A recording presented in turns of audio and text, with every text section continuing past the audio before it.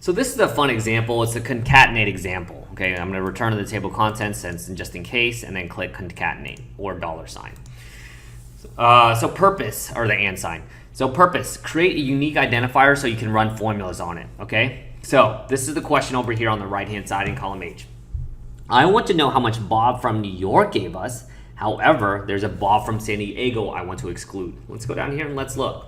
Bob from New York gave us $4. Bob from San Diego gave us 10. Bob from New York gave us another 4 later on. There's another San Diego $9 from Bob.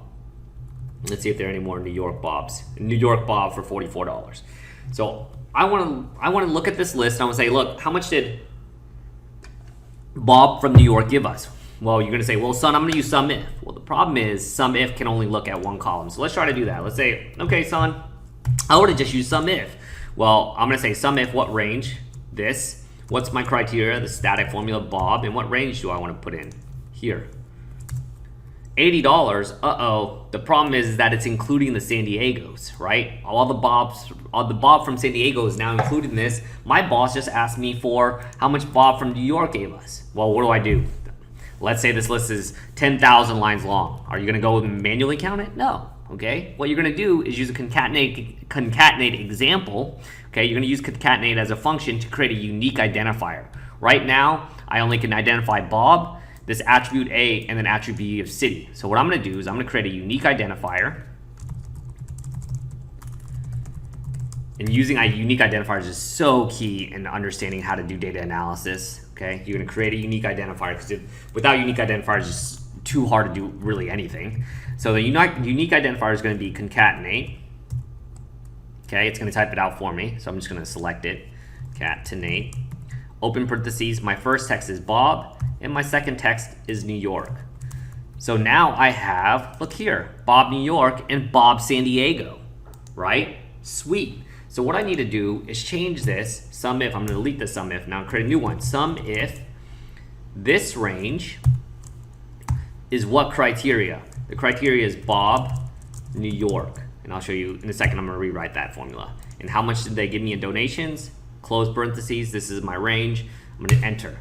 Bob from New York gave me $52. Okay. How much did Bob from San Diego give me? Just in case, I want to make sure, because the total was 80 last time. So I just copied and pasted that formula. And instead of New York, I'm going to delete this and do San Diego. $28. Is this 80? Yes, it is. Look down here. It's $80. So we did it correctly. Okay, that's awesome. So now we can see how the concatenating example can add two attributes together, Bob and New York, create a unique identifier, and then we can run our formulas on that. Okay, so that is the beauty of concatenate. So here's an easier way to do it. You don't have to write out concatenate unless you want to look smart. You can just do equals to Bob and New York. That's it, and then drag it down. Same exact thing, a lot easier on the eyes without them long word name concatenate. So it's the same exact thing.